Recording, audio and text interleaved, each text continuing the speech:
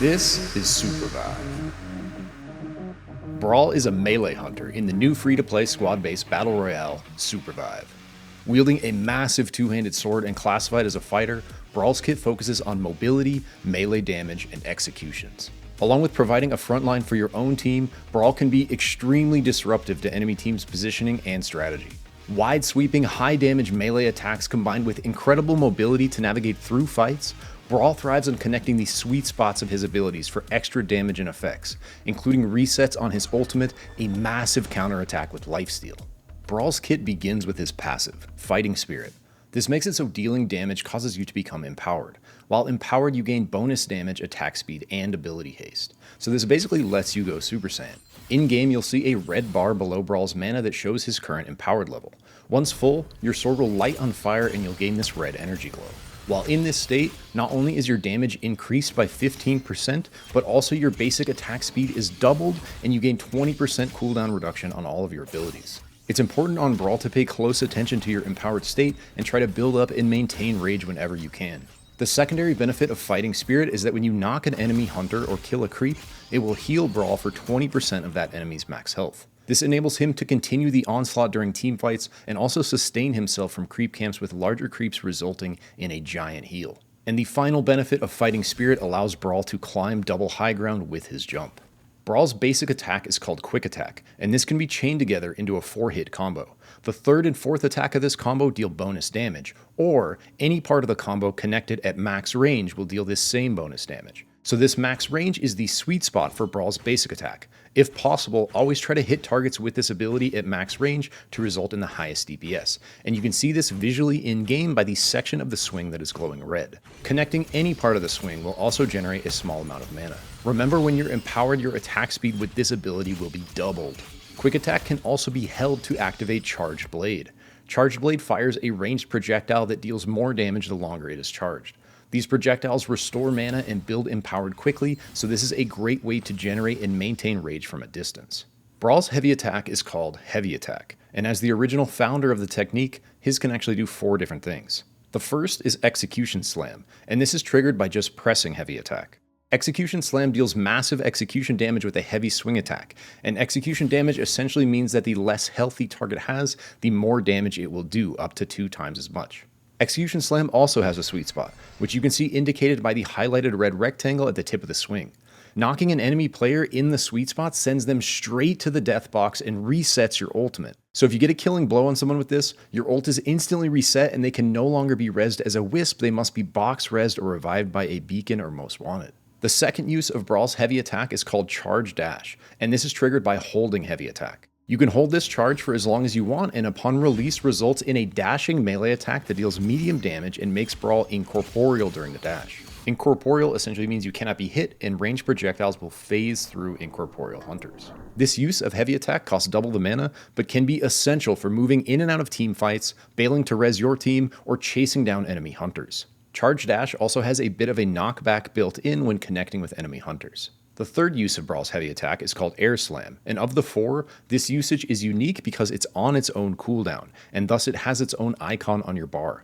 Air Slam can be triggered by using heavy attack while you're in the air. To activate it quickly, simply jump then press heavy attack. This will result in a downward strike, slamming the ground to stun and slow enemies. The sweet spot of Air Slam is the inner circle and will result in a stun, while the outer ring will just slow. If done over the abyss, enemies will be dunked. The fourth and final use of Brall's heavy attack is Anti-Heal Spin, and this can be triggered by using heavy attack while tether chaining. We'll get to Brall's tether chain in a minute, but just know that if you activate heavy attack while tether chaining, it will result in this 360 spin attack that deals damage and applies anti-heal to enemies. Brall will also become incorporeal during the windup.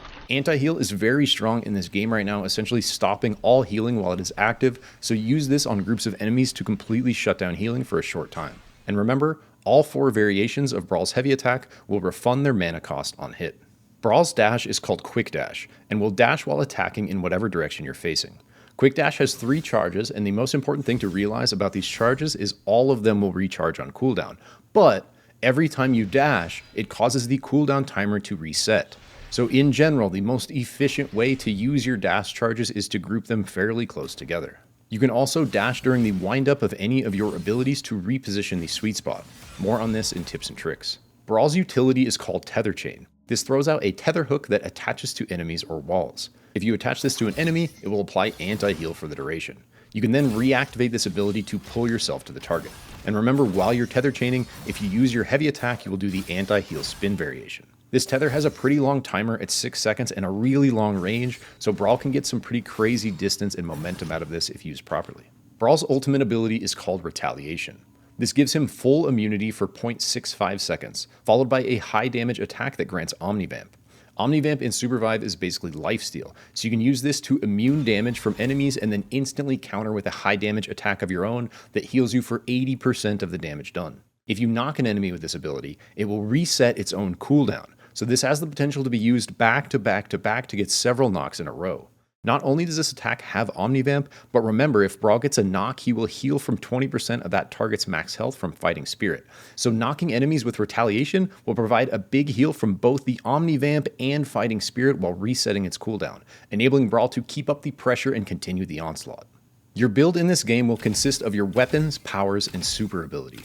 In Supervive, you can only rank a single ability up to the max rank of 3, and so you'll have to choose between your main abilities which one goes super. You have 2 weapon slots to hold weapons with varying base stats, and you have 2 power slots to hold special powers you find scattered across the map.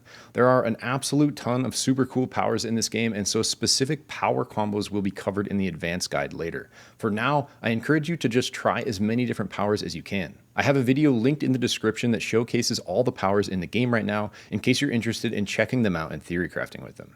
The way you build weapons in this game should depend on your playstyle, and many different options can work. For example, if you want full damage self-healing Brall, go for the Vamp Axe and Tech Blade for big ability power combined with Omni-Vamp and cooldown reduction. For more movement speed, swap one of those for Quick Blade. If you're looking to add some tankiness, running Bladed Helm with any of these weapons can also work very well. Deciding which ability to take super and max rank to 3 is again a playstyle decision. To decide which you want to rank, look at these bottom right numbers in the tooltips. They will show you exactly what changes going from rank 2 to 3. Keep in mind the game is still in alpha, and so many of these actual numbers are likely to change. In fact, I'm sure they will. Currently, I see most Brawls maxing their heavy attack because it has several different attacks built into it, and the additional rank will buff all of those, so very high value. Okay, now let's bring it all together and talk about some Brawl tactics. One of the subtle things about Brawl that you'll see the best players doing is constantly maintaining their rage to stay empowered. This is because Empowered gives you a massive advantage. It's a 15% damage buff stacked with double attack speed on your quick attack and 20% cooldown reduction on all your abilities. So you really want to do your best to have it charged up and ready to go whenever possible. You're also going to look more like Goku, which is important. Utilizing the quick attack hold to activate Charged Blade and shoot projectiles is a good way to build or maintain rage from a distance, and this ability is also great for spiking enemy hunters over the abyss. Brall's Tether Chain can be used in the same exact way to spike gliding enemies from a distance. Keep in mind, Brall can always use creep camps to heal up as he makes his way across the map, and since he gets 20% of their max HP, killing a big creep will result in a full heal. Probably the most important thing about Brall to focus on is connecting his sweet spots. As we already discussed, your quick attack has a sweet spot at the max range of the slash, your execution slam has a sweet spot at the tip of the downward swing, and your air slam has a sweet spot right in the middle of the slam. You'll see the best Brawls consistently connecting these sweet spots on enemies for devastating damage and effects. One of the most important things to practice on Brall is dashing your abilities in any given direction to connect the sweet spot. Most hunters in Supervive can start an ability animation and dash during it, enabling them to reposition while winding up and aiming the attack. Once practiced, this can be used to devastating effect to land your abilities on unsuspecting enemies.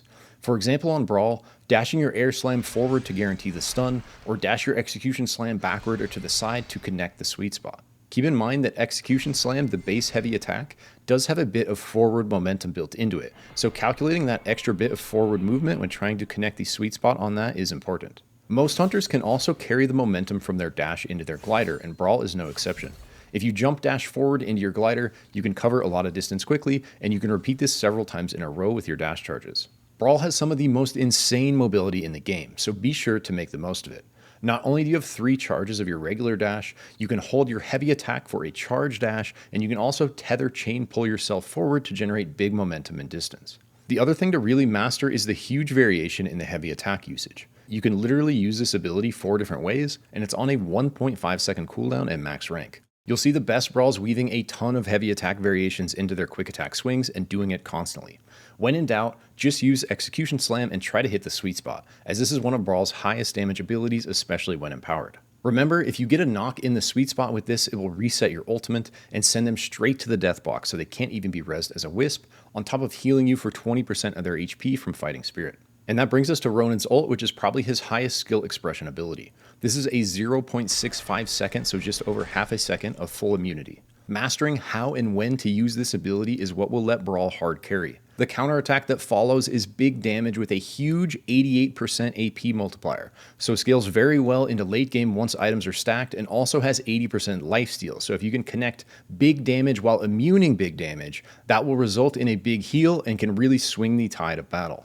Where this ability truly gets crazy is if you get a knock with it, it resets itself. So if you can pull off what we just talked about several times in a row, you can actually 1v4.